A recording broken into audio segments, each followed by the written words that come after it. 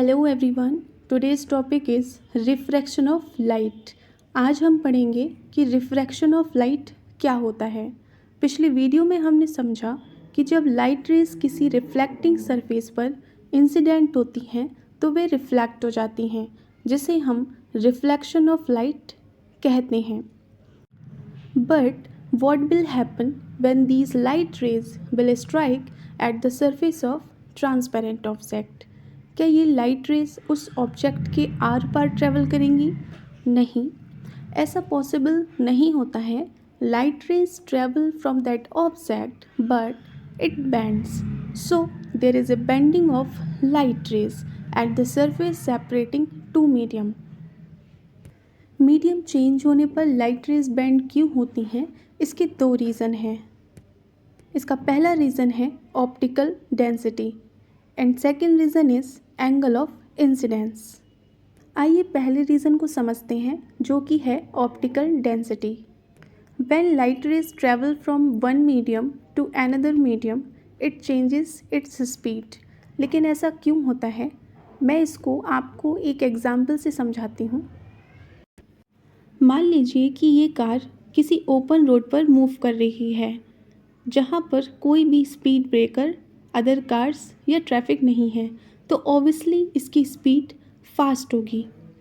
लेकिन वही कार किसी ट्रैफिक वाले रोड या स्पीड ब्रेकर वाले रोड पर मूव कर रही है, तो ऑब्वियसली उसकी स्पीड स्लो होगी।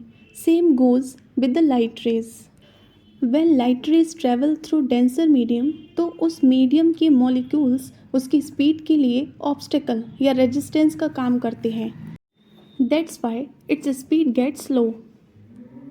किसी मीडियम की ऑप्टिकल डेंसिटी जितनी ज़्यादा होगी, लाइट की स्पीड उतनी ही कम होगी।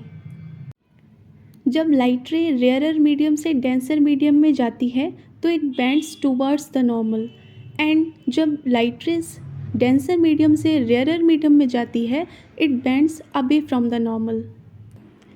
Here we have two medium, first air जो कि है rarer medium, and second glass slab जो कि एक डेंसर मीडियम है। जब लाइट रे एयर से ग्लास स्लैब में एंटर हो रही है तो it is bending towards the normal, and glass slab से लाइट रे अगर एयर में एंटर हो रही है तो it is bending away from the normal. This is called refraction of light.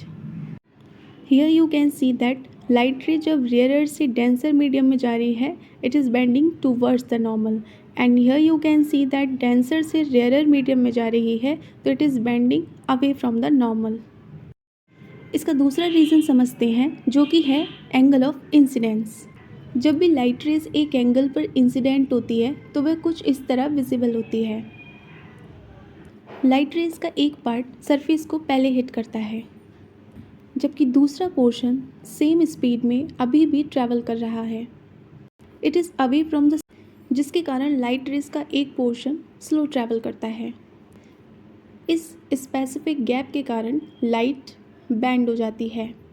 ये गैप जितना ज़्यादा होगा लाइट उतनी ही ज़्यादा बैंड होगी, and angle of refraction will also be increased. इसलिए जब भी लाइट 0 डिग्री पर इंसिडेंट होती है तब वह बैंड नहीं होती, it travels straight because light strikes here simultaneously.